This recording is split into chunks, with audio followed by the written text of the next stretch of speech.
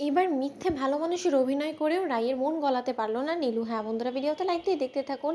বিয়ের আমেজে যখন সকলে মেতে ওঠে ঠিক সেই সময় ঈশা সকলকে বলে দেয় যে তাহলে এ যাত্রা পাত্রীপক্ষ হলাম আমরা, তাই আমাদের পাত্রীকে কিন্তু আমরা আমাদের কাছেই রেখে দেবো। যতক্ষণ পর্যন্ত না বর এসে ঢাক ঢোল পিটিয়ে আমাদের মেয়েকে নিয়ে না যাচ্ছে ততক্ষণ পর্যন্ত কিন্তু আমাদের মেয়ে কোনো মতেই অনির্বাণের বাড়িতে যাবে না। ঠিক আছে তো অনিদা? এবার ঠিক সেই সময় অনির্বাণ বলতে থাকে সবই তো হলো, কিন্তু নীলাঞ্জনা তুমি এর মাঝখানে কিন্তু ভুলে যেও না যে তোমার দিকটা আমরা কোনো মতেই ভাবছি না। তুমি যে অপকর্মগুলো করেছো না, সেটার যাতে তোমার সুষ্ঠু বিচার হয় সেই ব্যবস্থা আমরা অবশ্যই বিয়েটা শেষ হওয়া মাত্রই করবো। ঠিক সেই সময় নীলাঞ্জনা ঘাবড়ে যায় এবং নীলাঞ্জনা মিথ্যে ভালো মানুষের অভিনয় করা শুরু করে দেয়। রাইয়ের কাছে এসে বলতে থাকে যে রাই দিদি ভাই, I am so happy for you, আমি সত্যকার অর্থে কোনোদিনও তোর খারাপ চাইনি, তুই আমার কথা বিশ্বাস কর। ঠিক সেই সময় রাই বলতে থাকে যে শোন নীলু, তোকে একটা কথা বলে দিচ্ছি, তুই মোটেও এটা ভেবে নিস না যে আমি আমার বিয়ের আয়োজনের মধ্যে তোর বিষয়টা ভুলে যাব। তোকে আমি আবারও ওয়ার্ন করছি এবং এখনও বলছি, যত শীঘ্রই সম্ভব তুই অনির্বাণের দেওয়া সেই গিফটের ডিটটা কোনো মতে বাবুলের কাছ থেকে আদায় করার চেষ্টা কর। যদি তুই সেটা করতে ব্যর্থ হস তাহলে কিন্তু বিয়ে শেষ হওয়া মাত্রই তোকে আমি জেলের ঘানি টানাবো, তখন নিশ্চয়ই তুই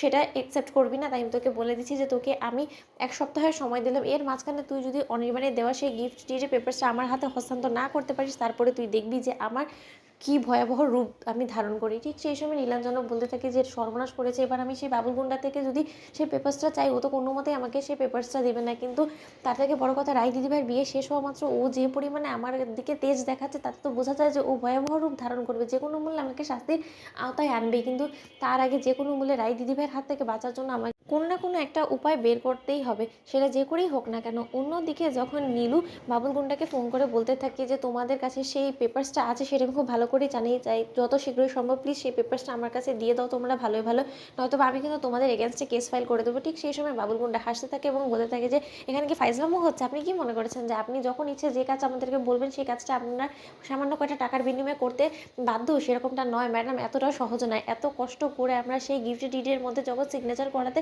সফল হয়েছিলাম, তারপরই আপনার বোন মরে যাওয়ার মিথ্যে অভিনয় করলো, আর তাতে কি হলো?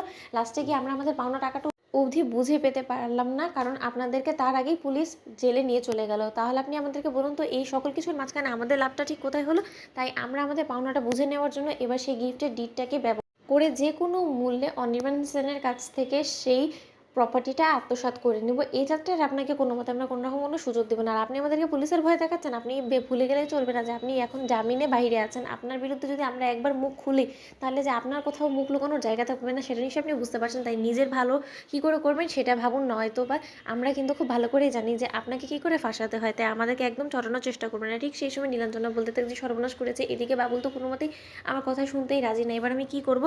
যদি প্রপার্টির পেপারস না দিতে পারি রায় দিতে পারি তো আমাকে ফাঁসিয়ে দিবে। তো বন্ধু ভিডিও লাইক এবং শেয়ার করে সাবস্ক্রাইব করতে ভুলো না।